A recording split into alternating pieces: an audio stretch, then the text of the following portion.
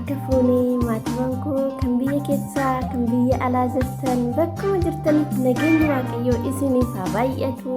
Maatiiwwan daraartuutu kan obboleettiin teessan nagaa koodha. Akkasumas warri maatii naaf hin ta'in maatii naataa subscribe naa godhaadha. Anillee maatiin isinii ta'a. Akkasumas warri maatii naataa ta'anii jirtanii guddaa tokko galatoomadha. Kabajaan isinii gaafadha. Like share gochuudhaan jajjabeessitanii asiin nageessanii galatooma isinii jechuun jaaladha kabajaanii. Akkasumas baga bara haaraa keessanii isiniin jedha hordoftoota koo mara keessaniif hunduma keessaniif barri kunii kan jaalalaa, kan tokkummaa, kan badhaadhinaa, kan milkaa'inaa, kan gammachuu, kan tokkummaa, kan quufaa nuuf haa ta'u. Hunduma keenyaa kan obboloota koo hunduma keessan kan biyya arabaa jirtanii milkooftanii kara biyya keenyaa akka gallu nu haa godhu. Barri haaraan kunii kan quufaa nuuf haa ta'u isiniin jedha. Bara gammachuu, bara jaalalaa, bara tokkummaa yoo jiraate waan hundumtuu ni jira jechuudha. Kanaaf tokkummaa nuuf haa kennu. Kan gammachuu, kan jaalalaa nuuf haa ta'u. Barri haaraa kunii maal nu qabatee dhufee laata? Beeku dhugaa jalqabuma irratti das jechaa jira. Barri haaraan kunii das na jechaa jira. Bara jaalalaa, bara tokkummaa, bara badhaadhinaa, bara quufaa, bara nooroo waddade kanarree rakas nuuf haa godhu isiniin jedha. Har'a daraartuun maal qabattee dhufte jechuun keessaan hin oolu. Dhalaa jaalalleen koo naa barreesse ajab. Dhalaa ajaa'ibaa kan keessa keessi dhukkubsu dhalaa ajaa'ibaa naa barreesse. Eessaan akka inni galus hin beeku. Baay'ee tokko bakka keessa keessi booressa. Dhalaa inni naa barreesse kuni dubbisuudhaafuu jechuudha. Iddoon jammaruu na dhiba. Karamii akkan jammaru beeku. Dhaluma ajaa'ibaa kana naa barreesse isiniin jedha. Ingilizee kara qopbii kootti isin dabarsaa wata na duuka bu'aadha. Olumaa naa dubbiftu jechuudha. Dhalaa inni naa barreesse kana dhalaa ajaa'ibaa naa barreesse jechuudha. Jaalallee koo galatoome jechuun jaaladha. Ingilizee na caqasaadha, gurra naaf ergisaadha, ijaan na ilaala. Wata kara qopbii kun adeemu olumaan haa dubbisnu na duuka bu'aadha. Akkas jedha mata dureen isaa. Jaalallee koo akkam jirta? Baga bara haaraa 2016tti si baase naan jedhe. Amiin jaalallee koo. Ingilizee jaalallee koo akkam jirta? Nagaa keetii? Ani nagaa kooti jechuun na rakkisa. Maaliif yoo jette ergan sirraa adda bahee nagaa waan hin qabneef naan jedhe. Bareedduu koo jaalala nuti waliin dabarsine keessaa koo na nyaate. Akkan dhalaa kana barreessuuf na kakaase. Marumaan koo na sodaata. Wanta ati amma dhuftu natti fakkaata naan jedhe. Kuni immoo akka ta'u shakkii tokko hin qabu. Hawwiin koo inni cimaanis kan akka ta'uudha. Har'aa fi nagaa lafaa jirtutti siif haa qaqqabu nagaa wajjin naan jedhe. Jaalalli kee na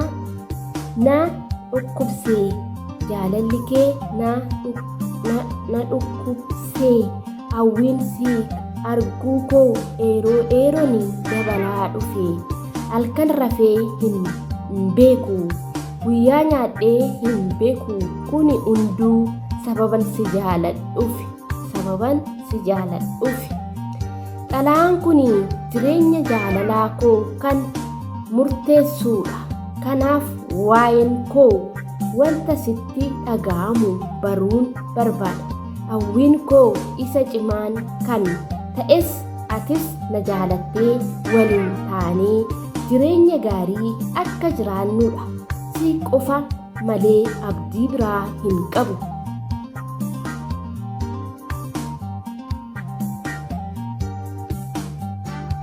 Yeroon irriibaa ka'ee Daawitii keessatti of ilaaluu of jibba. Baay'een of jibba. Akka namaa wajjin waliif hin galu. Ati garuu amala koo kana na dandeessee gaafa naaru na gammachiistee gaafan boo'u na sossobdee gaafan gammadu immoo na wajjin taata. Osoo ani hin barbaadin dirqamaan jaalala kee keessatti na kuufatta. Maaliif garuu atis maaliif akka namaa biraa na hin qabanne jaalala sababni hin jiru. Jaalalaa fi sababni hin jiru.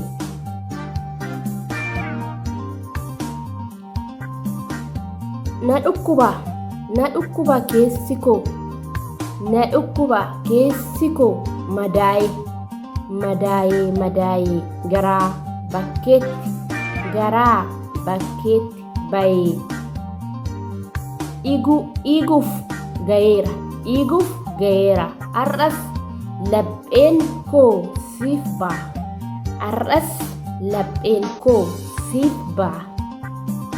Jiruun hin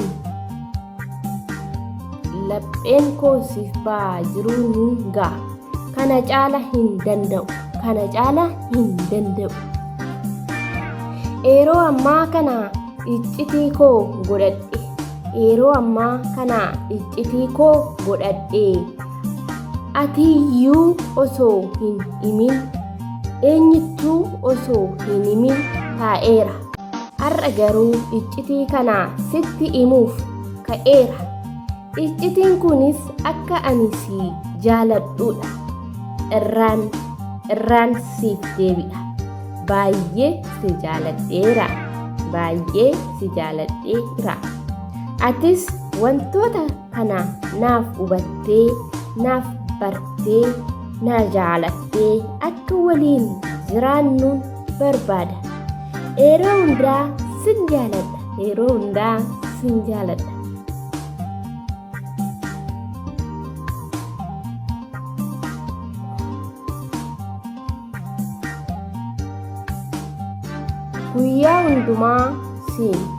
Guyyaa hundumaa siin akka moltee bareedduu koo eegan akka ati na jaalattu baree booda guyyaa tokko osoo waa'ee kee hin yaadin bulee hin beeku. Guyyaan hundumaa sin yaada. Osoo narraa fagaattee hin deemin si yaada. Kuni hundumtuu immoo sababa ani si jaaladhuufan. Kanaafuu jaalala kee sirraa fudhadhee akka wajjin jiraannu barbaada. Nagaa wajjin jaalallee koo. Jaalallee koo bareedduu koo akkam naaf oltee fageenyi jaalala keenya yoo dadhabsee iyyuu yeroon wal argu dadhabuu jaalala keenya yoo qaqqabeessee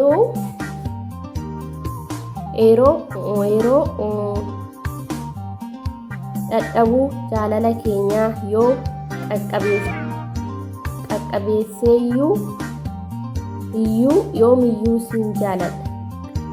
Qabbaneesseeyyuu jaalala keenya yoo qabbaneesseeyyuu yoomiyyuu sin jaaladha. Beekaa yeroo kana walirraa fagaannee jaalalli kee baduu danda'a. Ani garuu amma hafuuradhumaa kootii si jaaladha. Sababa kanaatiif jaalala keenya akka akka aroobsinu caarraa akka naaf kennitu barbaada. Sin jaaladha.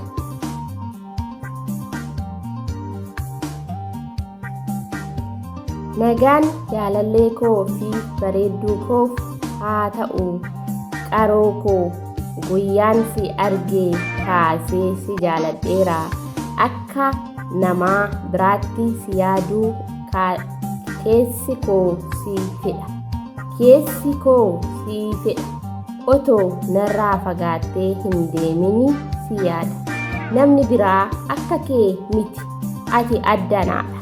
Ati adda anaa. Akka ati naaf beektu kana bareedduu koo immoo si jaalachuu koodha.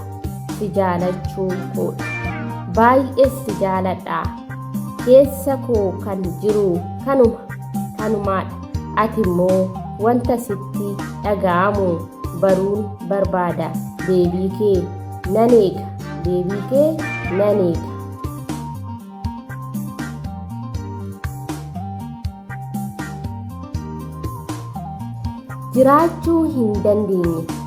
Jiraachuu hin dandeenye si qofan fedha. Qaamni koo si qofa barbaada. Beekaa si nama baay'eetu si jaalata. Beekaa si nama baay'eetu si jaalata. Ana caala garuu kan si jaalatu hin jiru. Kanaafuu si jaaladha. Addunyaa kanarraa waan jiru caala sin jaaladha. Addunyaa kana irra waan jiran caala sin jaaladha. Atis na jaalattee ana wajjin taatee jireenya bareedduu akka jiraannuun fedha. Maatii gaarii ijaarrannee ijoollee godhannee firii jaalala keenyaa bara dheeraa nyaachaa akka jiraannu hawwiin koo isa cimaadha. Nagaa wajjin jaalallee bareedduu too.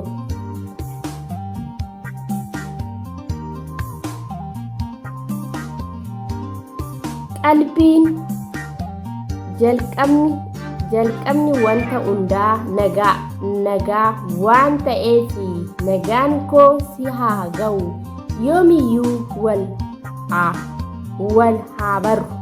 Yoomiyyuu wal haa mararru. Garuu akkas jaalala keedhaan na qabama jedhee yaadee hin beeku. Kana ta'es garuu jaalala keedhaan qabameera. Kana ta'eef jaalala keetiin qabameera. Beektaa sin jaaladhee siin jedhee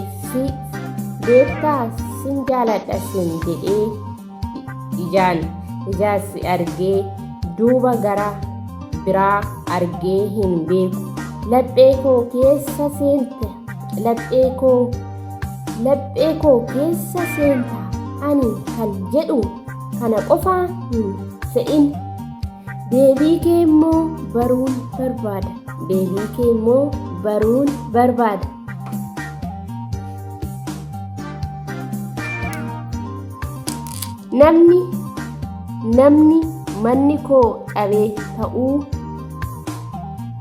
Namni manni koo cabee attuunnaa saame jedhee haasa'a. Ani garuu kan ani haasa'u lapheen koo akka atameedha. Laphee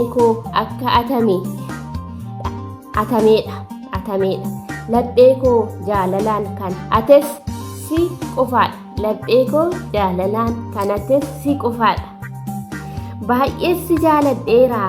Laphee koo cufamee bante jaalala keedhaan. Onnee koo fudhatte atis jaalala koo fudhatte. Anas na jaalattee jireenya gaarii akka jiraannu barbaada. Hawwiin koo inni cimaanis wal jaalannee jireenya bareedduu fi miidhadduu akka jiraannudha. baay'ee si jaaladheera, baay'ee si jaaladheera.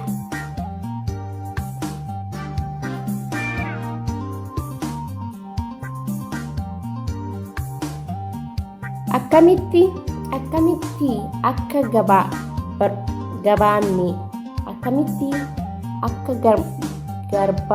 gabbaane gaafan yaadadhu, akkamitti akka gabbaane gaafan yaadadhu. Gabbinni qaama koo keessaa na harkifata. Akka duraa akka taanu yaadee akka hin taane gaafan baru garuu dhiisi. Akkami ati garuu fayyaa keedha, ijji koo si malee jedhee na yaadee akka kee garuu argachuu hin dandeenye. Kanaan booda situu balleesse jechuu dhiiseen dhiifama wal gaafannee jaalala keenya duratti yoo deebine bareedadha. Dhiifama bareedduu koo.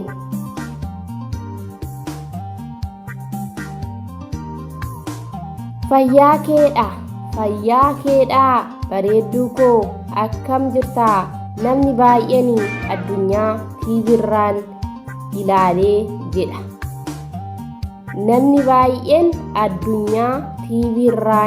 ilaalee jedha. Haasawaa ani garuu addunyaa kana ilaaluun sirraa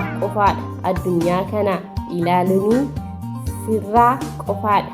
Ani yeroo hundumaa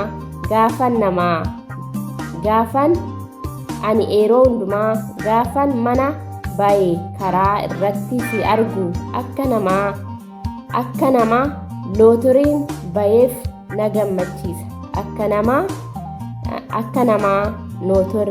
baheef na gammachiisa. Kunis kan ta'eef sababa ani si jaaladhuuf.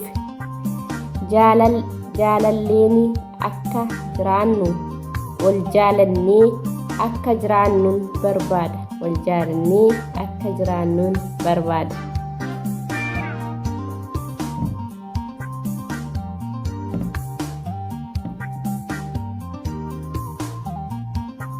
Eessaa akkasiif jalqabu hin beeku, garuu sammuu koo jeeqamta.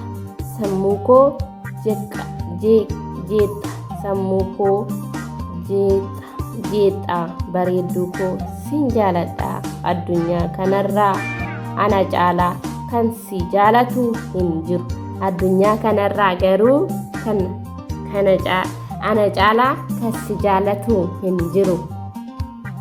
Jaalallee koo laphee koo keessa jirta.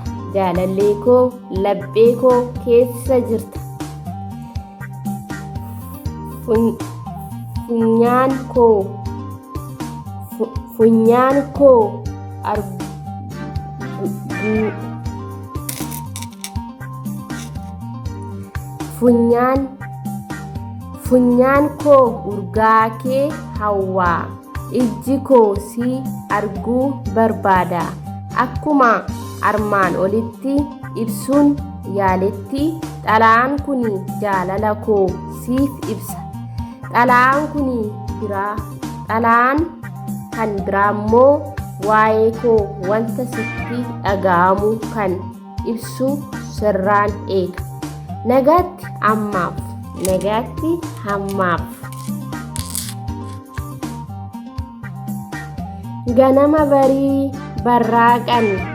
Ganama barii barraaqan ka'ee sin barbaada. Halkan deemtee kee fi guyyaa deemtee kee quba hin qabu. Ollaas gaafadhee deebii hin arganne. Eegaa yoo naa dhageesse xalayaa koo kana qalbiin dubbifadhu.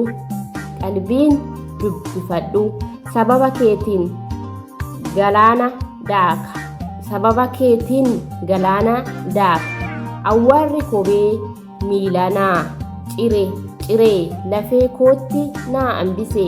lafee kootti na hambisee kuni hunda sababan si jaaladhuuf qofa. Wanta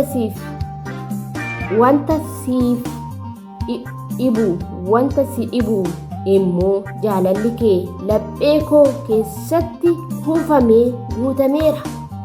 Jaalalli kee laphee koo keessatti guutameera. Kana akkanaaf beektuun barbaada.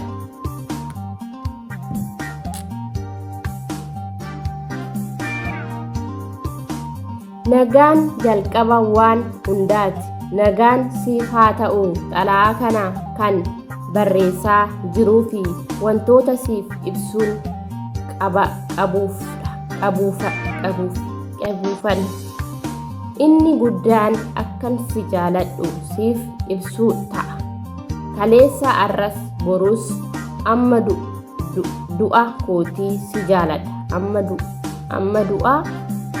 Amma du'aan kootii si jaaladha. Dhiira biraa ijji kee akka ilaaluu hin barbaadu. Balaan buute. Dhiirri biraa harka kee akka qabuu hin fedhu.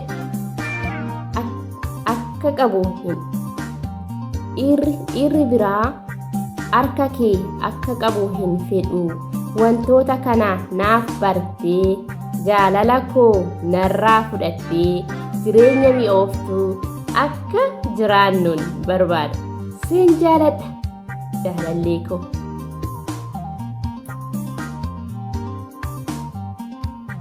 Lapheen koo jeeqameera.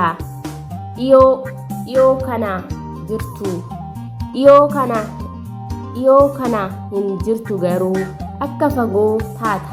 Fagaattee akka ijji koo si yaade miidhaa koo naaf barimee. Lapheen koo si qofa barbaada. Jaalala kee yaadeera. Dhiifama bareedduu koo nagaa otoo si gaafatin dhimma kootti eegale. Nagaa osoo si gaafatin dhimma kootti eegale. Furtuu koo guyyaattiin lakkaameera. Furtuun koo guyyaatti lakkaameen waggootatti darbanii fageenyi nu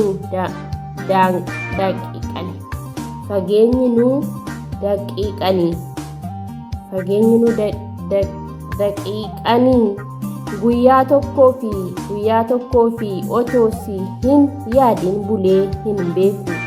Ammas borus amma hafuura dhumaa kootiin si jaaladha. Si yaadeera. Naaf kottu rakkoodha.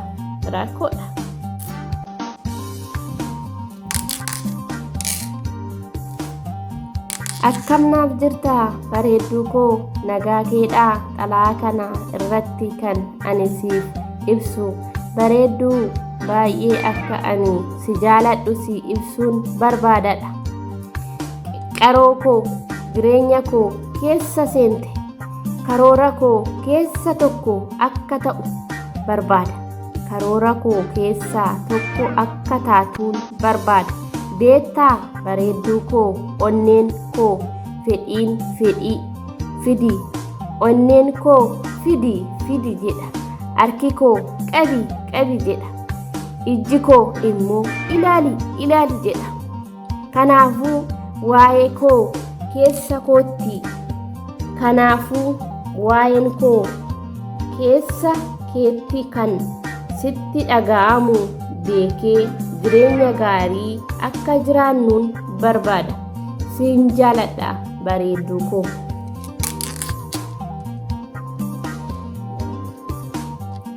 Akkam jirtaa jaalallee koo nagaa keetii. Ani Rabbiif haa galatu fayyaa koodha. Eeroo fi akkaataa ani hin jenne. Eeroo fi akkaataa ani hin yaanne keessatti si baruun kootiin jireenya koo guutuu akka ani gammadee jiraadhu na taasiseera. Furtuu koo wal baruu fi wal jaalachuun keenya namoota baay'ee fi dhiibboo fi gaafii akka ta'uun beeka. Dhiibboo fi gaafii akka ta'uun beeka. Garuu waan Rabbii tokkichi fedhe waan ta'eef ogummaa isaatiin walitti nu fideera. Ogummaa isaatiin walitti nu fideera. Kan ani siin kadhadhu, kan ani isaan kadhadhu immoo akkuma walitti nu fide wal akka nu jaalachiisudha. Wal akka nu jaalachiisudha.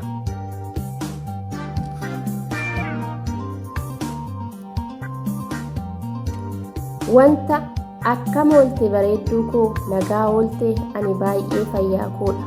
Wanta sitti himuu barbaadutu jira. Wanta kanas har'an sitti himaa, boruun sitti himaa otoon jedhuu har'a geera. Dhugaa kan siif ibsuuf immoo xalaa kun gaadha jedheen amana. Kana ani sitti himuu barbaadus akka ani si jaaladhudha. Eeyyen baay'ee si jaaladha. Gaafa sin argin bulu hin bulu. Na dhukkubaa qoricha dhukkubaa kan ta'es si qofa. Kan akka ati naaf bartuun barbaada. Sin jaaladha jechuu qofaatti jaalala koo hin ibsu. Si jaaladha jechuu qofaatiin jaalala koo hin ibsu. Akka fayyaa keetii nagaa keetii ani nagaa koodha. Jaalallee koo eeroon si jedhu sitti hin bitachuu. Ani har'as baay'ee si jaaladha. Akkam na jaalatta na hin jedhin. Kuni sammuu koo na dhukkubsa. Har'a kan ani xalaasiif barreessuuf barbaadee fi abdii ani sirratti dalage waan boqonnaa na dhoweef dhiifama akkanaaf gootu. Dirqama dhiifama naa godhi sin jedhee hin jedhu. Garuu keessi koo boqonnaa akka argatuuf dhiifama keen barbaada. Dhiifama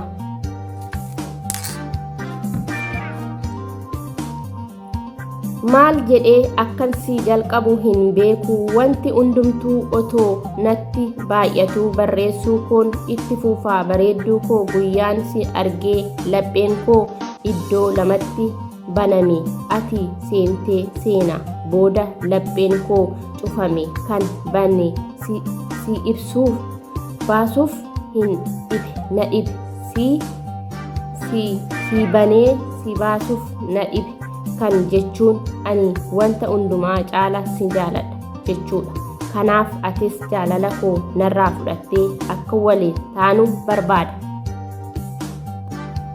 Onnee koo keessa jirtaa eessayyuu yoon jiraadhe iyyuu yeroo kamii keessattiyyuu akka ani si jaaladhu akka ati naaf beektu barbaada. Yeroo namni hundumtuu na baqatu situu ofitti na bute. Yeroo hundumtuu na jibbu situu na jaalata. Kanaafuu baay'ee si jaaladha. Baay'ee si jaaladha. Dabalataanis baay'ee si yaadeera.